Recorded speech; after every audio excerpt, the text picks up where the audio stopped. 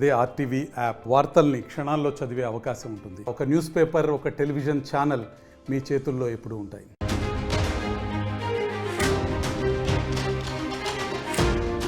Breaking news చూస్తున్నాం. జమ్మూ కాశ్మీర్లో army వేట కొనసాగుతోంది. ఉగ్రవాదుల లక్ష్యంగా కొనసాగుతున్న 5 గాలింపు చర్యలు. 5 లష్కర్ తోయిబా ఇప్పటికే ఆ ఉగ్రవాదుల ఇళ్లను కూల్చివేశారు. లష్కర్ తోయిబాకు సంబంధించినటువంటి 5 ఉగ్రవాదుల ఇళ్లను కూల్చివేశారు భారత ఆర్మీ బలగాలు. ఇక పోషియాన్, కుల్గాం, పుల్వామా ప్రాంతాల్లోని ఉగ్రవాదుల ఇళ్లను కూడా కూల్చివేసినట్టుగా తెలుస్తోంది. కుల్గాంలో 2 ఉగ్రవాదులు అరెస్ట్ అయ్యారు. ప్రస్తుతం పాకిస్తాన్లకు సపోర్ట్ గా నిలిచినటువంటి అనేక మంది ఉగ్రవాదుల యొక్క ఇళ్లను కూల్చివేత ప్రక్రియ కొనసాగుతోంది. నేరుగా ఉగ్రవాద చర్యల్లో పాల్గొన్న వారి యొక్క ఇళ్లను కూడా కూల్చివేస్తున్నారు. ఈ దుర్మార్గులని మట్టు పెడుతోంది పాకిస్తాన్. సపోర్ట్ చేసినటువంటి వారందరికీ కూడా ఇళ్లను మట్టు పెడుతోంది భారత ఆర్మీ. ప్రస్తుతం ఆ వేట కొనసాగుతుంది. పలు ప్రాంతాల్లో అణువు అన్వేషిస్తున్నారు. పోషియాన్, కుల్గాం, పుల్వామా ప్రాంతంలో ఎక్కడికక్కడ జల్లెడ పడుతూ ఈ దుర్మార్గులని వేటాడి వారి యొక్క అంతం అందిస్తున్నారు. ప్రస్తుతం ఎక్కడ చూసినా కూడా జమ్మూ కాశ్మీర్లో ఇదే వాతావరణం కనబడుతోంది. యుద్ధ వాతావరణం కనబడుతోంది. ఉగ్రవాదులని మట్టుబెట్టే చర్య కొనసాగుతోంది. ఇప్పటికే 5 లష్కర్ తోయిబాకు సంబంధించినటువంటి ఉగ్రవాదులని మట్టుబెట్టారు. ఒకవైపు లష్కర్ తోయిబాకు సంబంధించినటువంటి డిప్యూటీ చీఫ్ సఫీయుల్లా కసూరి పాపం మాకేం తెలియదు, భారతే డ్రామాలు ఆడుతోంది, మేము ఎటువంటి చర్యకి పాల్పడలేదు, వాళ్ళంతటా వాళ్ళే చేసుకుని విదేశాల్లో మా కీర్తి ప్రతిష్టలను దెబ్బతీసే పని చేస్తున్నారని చెప్పి కన్నీరు పెడుతూ ఒక దొంగ నాటకాన్ని ఆడుతూ డ్రామాలు చేశాడు ఈ దుర్మార్గుడు, ఈ దరిద్రుడు. ప్రస్తుతం ఆ తర్వాత లష్కర్ తోయిబాకు సంబంధించినటువంటి చీఫ్ సయ్యద్ హఫీజ్ ఆయన మాట్లాడుతూ ఏకంగా మోదీనే సింధు జలాల ఒప్పందం విషయంలో సింధు జలాల నీళ్ళం కనుక నిలిపివేస్తే అక్కడ పారేది నీళ్లు కాదు భారతీయుల రక్తం అంటున్నాడు. వెంట్రుక కూడా పీకలేవనే విషయాన్ని ఆయనకు గుర్తు చేయాల్సిన సమయం అయితే ఆసనమైంది. బహుశా ఇప్పటికే భారత సత్తా ఏంటో ఈ లష్కర్ తోయిబాకు సంబంధించినటువంటి ఉగ్రవాదులని మట్టుబెట్టే చర్యల ద్వారా అర్థమై ఉంటుంది. ఇంకా రుచి చూడాల్సిన సమయం ఆసనమైంది. త్వరలోనే పాకిస్తాన్ని ప్రపంచ మ్యాప్లో రూపురేఖలు మార్చే పని మొదలు కాబోతోంది. అది ఎప్పుడు ఏంటనేది మనం కాస్త వేచి చూడాల్సిన అవసరం అయితే ఉంది. భారత్ ముందు 3 లక్ష్యాలు ఉన్నాయి. ఒకటి అంటే ఏ రకమైన ఆప్షన్ ఎంచుకుంటుంది భారత్ అని మాత్రం తెలియదు ఇంకా. కానీ ఒకటి మాత్రం సింధు జలాల ఒప్పందాన్ని రద్దు చేస్తుండే తీసుకున్నారు. ఈ సింధు జలాల ఒప్పందం అనేది చాలా తీవ్రమైన ప్రభావం చూపిస్తోంది పాకిస్తాన్ పైన. ఏకంగా 24 కోట్ల మంది జనాభా ఈ యొక్క నీళ్లపైన ఆధారపడి ఉన్నారు. పాకిస్తాన్ విలువిల్లాడుతోంది, పెద్ద ఎత్తున ఆందోళన రేకెత్తిస్తోంది పాకిస్తాన్ మొత్తం కూడా. ఈ నీళ్ళ నిజంగానే భారత్ నిలిపేసిన నేపథ్యంలో తమ భవిష్యత్తు ఏంటి అర్థం కాని పరిస్థితి నెలకొంది. ఒకప్పుడు మన దయాదాక్షిణ్యతోని వాళ్ళ గొంతడుపుకున్నారు, వాళ్ళు పంటలు పండించుకున్నారు, కరెంట్ రెడీ చేసుకున్నారు. ఈ రకంగా భారతదేశపు దయాదాక్షిణ్యతోని బతికినటువంటి పాకిస్తాన్ మూకలు, పాకిస్తాన్ కుక్కలు తిరిగి సింధు జలాల్ని మా జలాలంటూ సంబోధిస్తున్నాయి. ఏంటి వీళ్ళ బాబు గారి నుంచి తీసుకొచ్చిన ఆస్తులవన్నీ భారతదేశంలో పుట్టి భారతదేశం వెంట నడుస్తూ పాపమని కదా అని చెప్పి మనం పాకిస్తాన్ కదా ఆ నీళ్ళు ఇస్తే ఇప్పుడు మా జలాలు అంటున్నారు. వెంట్రుక్ కూడా పీకలేవు.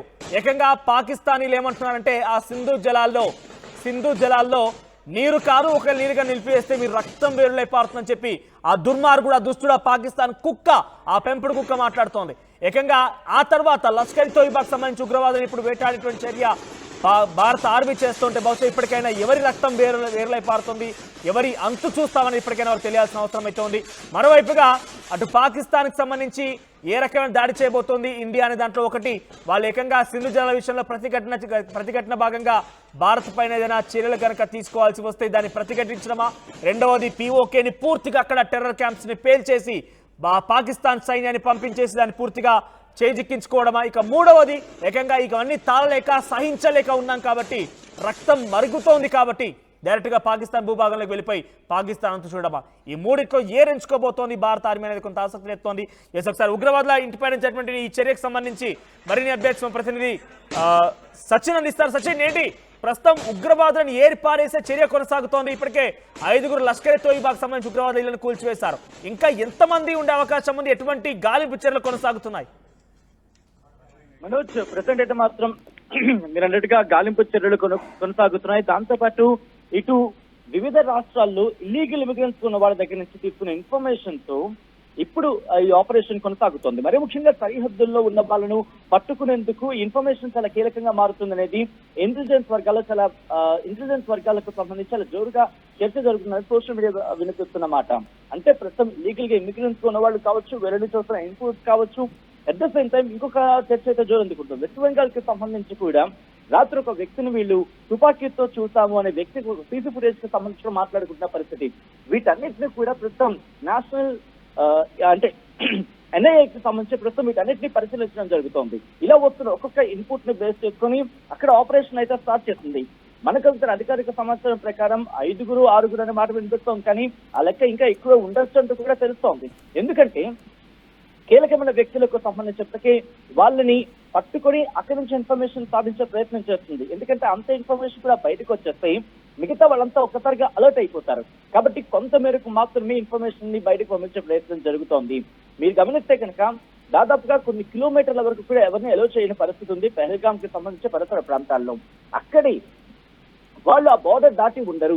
ఇక్కడ వినిపిస్తున్న ఇంకొక మాట అంటే కనుక ది రెసిస్టెంట్ ఫ్రంట్ ఏదైతే ఉందో అది నాకు బాధ్యత, ఈ ఘటనకు మేము బాధ్యులం కాదు అంటూ ఉదయం చెబుతోంది. కానీ అది రెసిస్టెంట్ ఫ్రంట్ ఎందుకు ఈ రోజు ఆలోచన చేస్తుంది అంటే ఎక్కడో భయపడుతున్నారు. లష్కర్ తైబా కావచ్చు, జైషే మహమ్మద్ కావచ్చు, లేకపోతే ఐసిస్ కి సంబంధించిన వాళ్ళు కావచ్చు, లేకపోతే వీటికి రిలేటెడ్ ఉన్న వాళ్ళు ఎవరైనా సరే ప్రస్తుతం భయపడుతున్నారు, జంకుతున్నారు. పాకిస్తాన్ డిఫెన్స్ భయపడుతోంది, పాకిస్తాన్ ఆర్మీ భయపడుతోంది. వాళ్ళు ఇంటర్నేషనల్ ప్లాట్ఫామ్స్ లోని వాళ్ళ గొంతులో కాస్త ఆ గాంభీర్యం పోయింది, వణుకు మొదలైంది. సో ఇటువంటి సినారియోలో తమ వాళ్ళని కాపాడుకునే ప్రయత్నం జరుగుతోంది, తమ వాళ్ళని కాపాడుకునే ప్రయత్నం చేస్తోంది పాకిస్తాన్. టెర్రరిస్ట్ ని కూడా కాపాడే ప్రయత్నం చేస్తోంది. ఎందుకు ఈ మాట గట్టిగా బలంగా చెప్పగలుగుతోంది ప్రపంచ దేశాలంటే జైషే మహమ్మద్ కి సంబంధించిన వాళ్ళు కావచ్చు, లేదా లష్కర్ తైబాకి సంబంధించిన వాళ్ళు కావచ్చు, మరీ ముఖ్యంగా కొంతమంది కీలక వ్యక్తులు ఇటు ప్లాట్ఫామ్ మీదకి వచ్చి గట్టిగా అనౌన్స్మెంట్ ఇస్తున్న పరిస్థితి ఉంది, గట్టిగా మాట్లాడుతున్న పరిస్థితి. భారత్ ని బెదిరిస్తాం, భారత్ రక్తాన్ని సముద్ర ఇన్ఫాక్ట్ సింధు నది జలాలు కనుక వదలకపోతే పాకిస్తాన్ విదేశాంగ మంత్రి గుట్టో మాట్లాడితే ఏమంటాడు, పాకిస్తాన్ నదీ జలాలు ఇన్ఫాక్ట్ సింధు జలాలు విడిచిపెట్టకపోతే భారతీయుల రక్తాన్ని ప్రవహింపజేస్తామంటూ ఒక వ్యక్తి మాట్లాడతాడు. ఇంకొక దరిద్రుడు ఎగ్జాక్ట్గా నేను మాట్లాడడం జరిగింది, ఇంకొక ఉగ్రవాది అంటాడు, ఇక్కడి నుంచి తప్పించుకోడు, ఇక్కడి నుంచి భిక్ష మీద గడిపే ప్రాణాలతో బతుకుతున్న ఆ ఉగ్రవాది హఫీజ్ సయ్యద్ లాంటి వాళ్ళు ఏమంటారు, ఎస్ మోదీని చంపేస్తాం. ఏం చంపుతాడు, మోదీని బెదిరిస్తున్న పరిస్థితి ఉంది. ఇలా వీళ్ళు బెదిరింపులు దిగుతున్న పరిస్థితి ఉంది. అంతకు మించి ఎక్కువ సినారీ అయితే ఇక్కడ కనిపించట్లేదు. ఎందుకంటే ఇదంతా భయం నుంచి వస్తున్న మాటలు తప్ప ఇంకేం కాదు. అంటే వాళ్ళలో వణుకు మొదలైంది. సర్చ్ ఆపరేషన్ స్థాయి ఆ స్థాయిలో ఉంది. ఇటు పెహల్గాం కావచ్చు, దాంతో పాటు మీరు మాట్లాడిన సోఫియాన్ కావచ్చు, ఈ బందీపురా కావచ్చు, దాంతో పాటు ఉరి కావచ్చు, ఈ సెక్టర్స్ లో కొంత కాస్త ఈ సెక్యూరిటీని మరింత కట్టుదిట్టం చేయడం జరుగుతోంది. దాంతో పాటు ఇంటెలిజెన్స్ యాక్టివేట్ అయింది. అక్కడ లోకల్స్ కూడా ప్రస్తుతం సపోర్ట్ ఇవ్వడం జరుగుతోంది అని ఒక మాట వినిపిస్తోంది. ఎందుకంటే వాళ్ళకి ఇంపాక్ట్ పడింది. సో ఈ అన్ని కారణాలతోనే ఆ ప్రభావం అనేది మనకి కనిపిస్తోంది. తర్వాత మనం మాట్లాడుకున్నట్టుగా ఆర్మీకి సంబంధించిన కీలక వ్యక్తులు కూడా అక్కడికి వెళ్ళడం, ఆపరేషన్ సంబంధించి మాట్లాడుకోవడం. ఇంకొక మాట ఏమనిపిస్తోందంటే కనుక ఇప్పుడు ఐఎన్ఎస్ విక్రాంత్ అక్కడికి చేరుకుంది. ఎక్కడికి, పసిఫిక్ ఓషన్ కి సంబంధించి అక్కడికి చేరుకున్న తర్వాత కీలకమైన అడుగు. ఎందుకంటే పాకిస్తాన్ కి సంబంధించి యుద్ధాన్ని ఎదుర్కోవాలంటే వాళ్ళకి ఫ్యూయలింగ్ కావాల్సి ఉంటుంది. చమురు ఏదైనా సరే ఇటు వెస్టర్న్ కంట్రీస్ నుంచి రావాలంటే కనుక పసిఫిక్ మార్గాల ద్వారానే ఇటు కరాచీ పోర్ట్కో లేకపోతే గ్వాదర్కు ఇలా వెళ్లాల్సి ఉంటుంది. సో వీటికి చేరుకోవాలంటే ఐఎన్ఎస్ విక్రాంత్ అడ్డంగా ఉంటుంది అక్కడ. కాబట్టి వీళ్ళు భయం మొదలవుతోంది. ఓ పక్క టెర్రరిస్ట్ ని ఏరిపారేస్తున్న పరిస్థితి ఉంది. ఇటు సచిన్ ఒకసారి హోల్డ్ లో ఉండండి, ఒకసారి ఆ శబ్దాన్ని విందాం. అంటే భారతదేశ ప్రజల రక్తాలని నేలపై చిందించినటువంటి ఆ దుర్మార్గులు, ఆ దుస్తులు, ఈ పిచ్చి కుక్కల ఇదలు పేల్చివేత సంబంధించినటువంటి ఆ శబ్దాలని, అంటే ఆ నిజంగా ఈ దుర్మార్గమైనటువంటి శబ్దాన్ని పాకిస్తాన్ వరకు వినిపించాల్సిందే. ఎవరైతే పాకిస్తాన్కి సంబంధించి సింధు జలాల నీటి ఒప్పందం రద్దు తర్వాత సింధు జలాల్లో పారేది ఆ నీళ్లు కాదు, భారతీయుల రక్తం అని చెప్పేటువంటి ఆ బిలాల్ భుట్టో కానివ్వండి, ఆ సయ్యద్ హఫీజ్ విషయంలో కానివ్వండి, మీరు వినండి ఈ శబ్దాన్ని.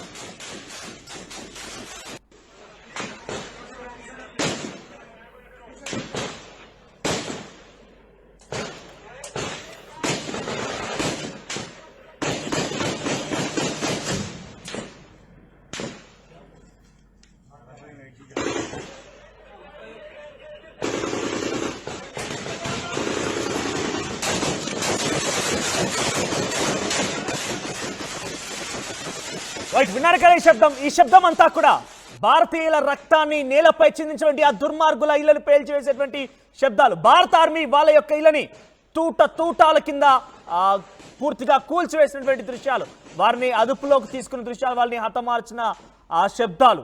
సచిన్, ఇటువంటి విధంగా ఇంకా ఎంతమంది పైన చర్య ఉండే అవకాశం ఉంది? భారత ఆర్మీ నెక్స్ట్ స్టెప్ ఏ ఉండబోతుంది? అంటే దేశమంతా ఒకటి ఎక్స్పెక్ట్ చేస్తాను, భారత్ ఈసారి కనుక పాకిస్తాన్ వదిలేస్తే ఇంకా ఈ వేట కుక్కలు, ఈ గుంట నక్కలు మరింత తీవ్రవాదానికి తెరలేపే అవకాశం ఉంది, ఉగ్రవాదానికి తెరలేపే అవకాశం ఉంది. కాబట్టి ఈసారి సరైనటువంటి రీతిలో పాకిస్తాన్కి సమాధానం చెప్పాల్సిన సమయం అంటూ భారతదేశ ప్రజలు మొత్తం ఎక్స్పెక్ట్ చేస్తున్నారు. సో భారత ఆర్మీ నెక్స్ట్ మూవ్ ఏమి ఉండబోతుంది? అంటే ఇప్పటి నుంచి పెద్ద ఎత్తున అటు సింధు జలాల రద్దు విషయంలో అటు బిలావల్ భుట్టో కానివ్వండి, పాకిస్తాన్కి సంబంధించి చాలా మంది వ్యక్తులు మాట్లాడుతున్నారు. రక్షణ శాఖ మంత్రి మాట్లాడారు, ఏకంగా ప్రధాని కూడా ఆయన కూడా ఏమంటున్నారంటే భారత్కు సంబంధించినటువంటి వచ్చేటువంటి సింధు జలాలు మావి అంటూ మాట్లాడుతున్నారు. సో వీటన్నిటికీ సమాధానం ఎప్పుడు దొరకబోతోంది? ప్రధానిగా షహబాజ్ షరీఫ్ ఆయన ఏమంటాడు, ఒక న్యూట్రల్ ప్లాట్ఫామ్స్ ని తీసుకురండి, న్యూట్రల్ ప్లాట్ఫామ్స్ ని తీసుకొస్తే కనుక దీని మీద మనం ఇన్వెస్టిగేషన్ చేద్దామని చెప్పి ఇప్పుడు బహుశా లేచినట్టున్నాడు పాకిస్తాన్ ప్రధాని. ఇన్నాళ్ళు కూడా పడుకున్నట్టున్నాడు, బహుశా ఎవరో మొహమ్మద్ నీళ్ళు చల్లారేమో అందుకే లేచినట్టున్నాడు సడన్గా ఆయన. లేకపోతే ఇన్ని రోజులు లేనిది ఎందుకు ఈ రోజు ఆయన స్టేట్మెంట్ ఇవ్వడం? ఆయన ఏమంటాడు, న్యూట్రల్ ఏజెన్సీస్ తో ఇన్వెస్టిగేషన్ చేద్దాం, ఇటు మీరు రండి మేము రండి అంటే. ఇప్పుడు ఇన్ని రోజుల తర్వాత భయం అయితే మొదలైంది మనొచ్చి మొట్టమొదటిగా. ఈ నేపథ్యంలోనే మాట అయితే వినిపిస్తున్నాయి. కానీ ఇంట్రెస్టింగ్ గా మీరు అన్నట్టు ఎప్పుడు ఆపరేషన్ జరగచ్చు అనేది, ఇక్కడ మొత్తం 4 అంశాలని భారత్ ఇక్కడ ముందుకు తీసుకువెళ్తోంది. మొదటిది డిఫెన్స్ కి సంబంధించి, అంటే ఆర్మీ కావచ్చు, నేవీ కావచ్చు, లేకపోతే మనకున్న త్రివిధ దళాలకు సంబంధించి ఆర్మీ కావచ్చు, నేవీ కావచ్చు, లేకపోతే ఎయిర్ ఫోర్స్ కావచ్చు, 3 సిద్ధం అవుతుంది. 4 అస్త్రంగా దౌత్యాన్ని అంటే డిప్లొమసీని ముందుకు తీసుకువెళ్తోంది. ఇది సాధారణంగా 3టిని అందరూ తీసుకువెళ్తారు, కానీ ఇప్పుడు 4వ అంశం దౌత్యవేత్తలకు సంబంధించి నిన్న పిలిచి వాళ్ళకి ఎక్స్ప్లెయిన్ చేసిన విధానం ఏదైతే ఉందో అది క్లాసిక్ అని చెప్పుకోవాలి. ఎందుకంటే ఎక్కడ ఏ కోసైనా ఎవరూ పాకిస్తాన్ కి మద్దతుకు వెళ్లే అవకాశం లేదు. వెళ్లాలనుకున్న సిచ్యువేషన్ వచ్చినప్పటికీ ఆలోచించే పరిస్థితి లేదు. కానీ కొన్ని దేశాలు మాత్రం దరిద్రగుట్ట దేశాలు కొన్ని ఉన్నాయి మన విషయంలో. దాంట్లో యమన్ కి సంబంధించి ఇంకా అఫీషియల్ గా ఎక్కడ చెప్పట్లేదు, కానీ యమన్ కి సంబంధించి ఏమంటుందంటే కనుక విక్రాంతులను లేపేస్తుందంటే దానికి ఎంత ధైర్యం వచ్చిందో. ఎందుకంటే దాని ఫోకస్, ఎందుకంటే ఇటు హమాస్ కూడా మద్దతుగా వెళ్తున్న మాట వినిపిస్తోంది. ఈ 2 అంటే గాజాకు సంబంధించి కావచ్చు, లేకపోతే యమన్ కి సంబంధించి వీళ్ళిద్దరూ పాకిస్తాన్ కి మద్దతుగా వెళ్తా అంటున్నారు. వాళ్ళ పరిస్థితి వీళ్ళ పరిస్థితిలో ఉంది. ఎలా ఉందంటే కనుక పనికిరాని వాళ్ళందరూ ఒక చోటుకి చేరితే ఎలా ఉంటుందో అలా ఉంది. అటువంటి సినారియోనే చెప్పుకోవాలి. ఇక్కడ యమన్ కి సంబంధించి హౌతీలు ఏమంటున్నారు, విక్రమ్స్ ని పేల్చేస్తారంట. అరే బాబు, బంగ్లాదేశ్ అది పేల్చలే. బంగ్లాదేశ్ కి సంబంధించి 1971లో మీరు దాన్ని ఏం పేకలేకపోయారు, ఇప్పుడు దాన్ని ఏం చేస్తారు? అది ఒక్క ఫైటర్ జెట్ ను వదిలితేనే మీ మొత్తం తోక ముడుచుకొని పారిపోవాల్సిన పరిస్థితి ఉంటుంది. సో కమింగ్ బ్యాక్ టు మీరు అడిగిన క్వశ్చన్ కి సంబంధించి ఆపరేషన్స్, ఇక్కడ వీళ్ళు ఏంటంటే వాళ్ళకున్న ఎవ్రీ అటెంప్ట్ ని ప్రయత్నం జరుగుతోంది. దాంతో పాటు ఏరువేదికకు సంబంధించి మాట్లాడుకున్నప్పుడు ఇంట్రెస్టింగ్ గా మనోజ్ ఒక చర్చ అయితే జరుగుతోంది. ఒక్కసారి దాడికి వచ్చిన వాళ్ళు ఇంకొకసారి దాడికి రావటం లేదు. ఈ మాట ఎందుకు వినిపిస్తుందంటే కనుక లష్కర్ తైబా కావచ్చు, జైష్ మహమ్మద్ కావచ్చు, వీళ్ళకి సంబంధించి వీళ్ళు అఫిలియేటెడ్ గానో లేకపోతే ఆఫ్ షూట్ గానో ఉన్నారు. అంటే వీళ్ళకి అనుబంధంగా పనిచేస్తున్న వాళ్ళు తప్ప నేరుగా రంగంలోకి దిగట్లేదు. కాబట్టి వీళ్ళు వచ్చిన వాళ్ళు ఇంకోసారి వచ్చే అవకాశం లేదు. వీళ్ళని మళ్ళీ ఎక్కడో సెక్యూరిటీగా ఇంకో పొజిషన్ లో పెట్టి ఉంటారు. కాబట్టి వీళ్ళని పట్టుకోవాలి. వీళ్ళని పట్టుకోవాలంటే అక్కడ ఇంకొక మాట వినిపిస్తోంది ప్రధానంగా పహల్గామ్ కి సంబంధించి ఘటనలు. అక్కడ షాల్ సమ్మిల వాళ్ళు కావచ్చు, ఇలా కొంతమంది వాళ్ళు సపోర్ట్ గా వెళ్లారు. కాబట్టి ప్రెసిడెంట్ వాళ్ళని కూడా ఆ స్లీపర్ సెల్స్ కి సంబంధించి ఆ కీ పాయింట్స్ ని స్లీపర్ సెల్స్ కి సంబంధించి పట్టుకునే ప్రయత్నం చేస్తుంది. ఎవరు ఇన్ఫర్మేషన్ ఇచ్చారు? దీనిలో భాగంగానే ఒక వ్యక్తిని పట్టుకోవడం జరిగింది. ఇంట్రెస్టింగ్ డెవలప్మెంట్ ఇది మనం. ఎందుకంటే ఒక వ్యక్తి అంటే ఈ గుర్రపస్వారీకి సంబంధించి మాట్లాడుకుంటుంటాం కదా పైకి వెళ్లే సందర్భంలో, ఆ వ్యక్తి అసలు మీదే కులం అని చెప్పి అడిగాడు ఒక వ్యక్తిని అనేది సోషల్ మీడియా వేదిక పెద్ద ఎత్తున చర్చ జరుగుతోంది. ఆ వ్యక్తిని ప్రస్తుతం పట్టుకుంది ఆర్మీ అనేది మనకు అందుతున్న సమాచారం. ఒకవేళ ఆ వ్యక్తిని పట్టుకున్న తర్వాత కనుక ఆ ఇన్ఫర్మేషన్ బేస్ చేసుకుని ముందుకు వెళితే కీలకమైన డేటా వచ్చే అవకాశం ఉంది, కీలకమైన సమాచారం అందే అవకాశం ఉంది. బహుశా అలాంటి వ్యక్తులను బేస్ చేసుకుని వీళ్ళు దొరుకుతున్నారు అనుకుంటున్నాం. ఎందుకంటే సాధారణంగా మనం సినిమాలను చూస్తే మనకు అర్థమైపోతుంది, సాధారణంగా వీళ్ళు చాలా చాకచక్యంగా తప్పించుకుంటుంటారు టెర్రరిస్టులు అందరూ. అటువంటి సందర్భంలో వీళ్ళు కూడా అదే చాకచక్యంతో తప్పించుకున్న సందర్భాలు ఇక్కడ కూడా. కానీ మీరు గుర్తుంటే నిన్న మొన్న ఒక డెవలప్మెంట్ లో వాళ్ళు ఇంట్లోకి వెళ్లే ముందు, అంటే మన భారత సైన్యం ఇంట్లోకి వెళ్లే ముందు ఐఈడీలన్నీ అమర్చారంట. అంటే ఈ జరుగుతున్న దాడిని వాళ్ళు ముందే ఎక్స్పెక్ట్ చేశారు. ఒకవేళ రిటాలియేషన్ వస్తే కనుక మనకి కూడా అదే స్థాయిలో ఇబ్బందికర వాతావరణం సృష్టించాలి అనే కోణంలో వాళ్ళు ఒకటే చెప్పుకొచ్చారు, వాళ్ళంతా కూడా ఆ ఇంట్లోకి ఐడెంటిటీ ఉంచారు. ఎప్పుడైతే భారత సైన్యం వెంటనే అలర్ట్ అయిందో, I think within fraction of seconds alert అయింది. Within fraction of seconds లో ఇల్లు పేలిపోయింది. ఒకవేళ ఆ ప్రమాదంలో మన వాళ్ళు కనుక అలర్ట్ అవ్వకపోయి ఉండుంటే ఈ రోజు మన సైన్యం మనం కూడా కాస్త ప్రాణ నష్టాన్ని చూడాల్సి వచ్చేది. మనం కూడా మన సైన్యాల ప్రాణాలను కోల్పోయే పరిస్థితి ఉండింది. అంటే ఎంత తెలివిగా ఆలోచిస్తున్నారో మన సైనికులు ఆలోచించాలి. ఒకటే, అందరిలోనే రక్తం మరుగుతోంది కదా అని చెప్పి ఆవేశంతో అడుగులేస్తే మళ్ళీ మనకి అదే స్థాయిలో ఇబ్బందికర వాతావరణం ఉంటుంది. కాబట్టి ప్రెసెంట్ ప్రతి ఇంటిని క్షుణ్ణంగా పరిశీలించడం జరుగుతోంది. చాలా చాకచక్యంగా అడుగులు వేయడం జరుగుతోంది. వెళ్ళిన ప్రతి చోట తను మార్చి చూపించే ప్రయత్నం చేస్తుంది ఇండియన్ ఆర్మీ. ఈ నేపథ్యంలోని త్రివిధ దళాలు ఇంకొక 48 గంటల్లో కీలకమైన అడుగు వేసే అవకాశం ఉందంటే చర్చ జరుగుతోంది. బట్ అంతేనా, లేకపోతే ఇంతకన్నా ఉండే అవకాశం ఉందా అనేది time will decide. Manoj right Sachin, so ఉగ్రవాదులని అంతమొందించే సమయం త్వరలోనే జరగబోతోంది. భారత్ నుంచి 3 విధాలుగా ఎలా జరగబోతుందని మనం ఊహించలేం, కానీ పక్కా ప్లానెట్ సిద్ధంగా ఉంది. ఒకటి, సింధు జలాల నీటికి సంబంధించి ఒప్పందం రద్దు తర్వాత పాకిస్తాన్ కనుక ప్రతిఘటించి పాకిస్తాన్ కనుక ఏదైనా చర్యలకు తెరలేపితే దాన్ని పూర్తిగా అడ్డుకొని పాకిస్తాన్ అంతు తేల్చడం ఒక ఎత్త, లేదంటే POK పాక్ ఆక్యుపైడ్ కాశ్మీర్ని పూర్తిగా కూడా ఇంతకు మించి సహించలేకపోతున్నాం, ఇంతకు మించి ఓపిక పట్టలేకపోతున్నాం, ఇంతకంటే దారుణాలని మనం చూడలేకపోతున్నాం. కాబట్టి సమయం ఆసన్నమైంది మిత్రమా అన్నట్టుగా ఈసారి పూర్తిగా టెర్రర్ క్యాంప్స్ని లేపారేసి అటువంటి పాకిస్తాన్ ఆర్మీని పంపించేసి వారి అంతు తేల్చి పాక్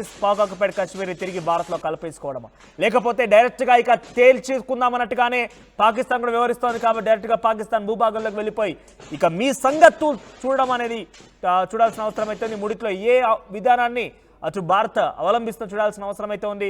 భారత ఆర్మీ అయితే అన్ని రకాలుగా సంసిద్ధంగా ఉంది. ఈ శబ్దాలు చూడండి, ఇక్కడ కూలిపోయిన ఇల్లు, మన రక్తాన్ని చిందించిన దుర్మార్గుల ఇల్లు, ఆ పాకిస్తాన్లకు సపోర్ట్ చేసినటువంటి ఆ ఉగ్రవాదుల ఇల్లు, వాటిని కూల్చేసిన శబ్దాలు వింటుంటే ఆహాహా ఎంత మనకు ఒక మృదంగం వాయించినట్టుగా అనిపిస్తుంది. ఎందుకంటే ఈ దుర్మార్గులని అంతమొందించాల్సిన సమయం డెఫినెట్గా ఆసన్నమైంది. మరీ ముఖ్యంగా ఇటువంటి విధంగా ఎవరైతే ఇంకా ఉన్నారో వారందరినీ ఏరి పారేసేటువంటి చర్య ప్రారంభమైంది. జల్లెడ పడుతూ భారత ఆర్మీ మొత్తం కూడా ఇటువంటి ఇళ్లని దుర్మార్గులని మొత్తం కూడా అంతమొందించే పని చేస్తోంది. ప్రస్తుతం జమ్మూ కాశ్మీర్లో ఇదే విధానం కొనసాగుతోంది. ఇంకా ఎవరైనా కనుక ఉంటే డెఫినెట్గా వారి సంగతి చూడాల్సిన అవసరం అయితే ఉంది. ఇక భారతదేశ వ్యాప్తంగా 48 గంటల సమయం వీరించింది. దాదాపుగా 48 గంటల సమయం పూర్తయిపోయింది. ఇంకా ఎవరైనా పాకిస్తాన్కి మద్దతుదారులు ఇంకెవరైనా మీ దగ్గర కనిపించినా నాకు తెలిసినంత బహుశా ఈజీగా ఉండకపోవచ్చు. ఇప్పటికే వారంతా కూడా లాగులు తడిచి ఉంటాయి, అక్కడి నుంచి పరుగులు తీసే ఉంటారు. ఒకవేళ కనుక ఇంకా వారి మద్దతుదారులు ఉండి ఉంటే సోషల్ మీడియాలో కొన్ని చూస్తున్నాం, మనం కామెంట్స్ చేస్తున్నారు. సోషల్ మీడియాలో పిచ్చి వార్తలు రాస్తుంటే దాని వెనుక కింద కామెంట్స్ పెడుతూ జై పాకిస్తాన్ అంటున్నారు. ఇటువంటి మూకలను ఏర్పారేయాల్సిన అవకాశం అటు భారత ఆర్మీ పైనే కాదు, ఆ లక్ష్యం, ఆ కర్తవ్యం మీ పైన, నా పైన, అందరిపైన ఉంది. కాబట్టి ఇంకా అటువంటి మూకలు ఏమైనా మీ పక్కనే ఉండి ఉంటే, మీ పక్కన ఇంకెవరైనా పాకిస్తాన్ మద్దతుదారులు కనుక ఉండి ఉంటే వెంటనే పోలీసులకు సమాచారం అందించండి.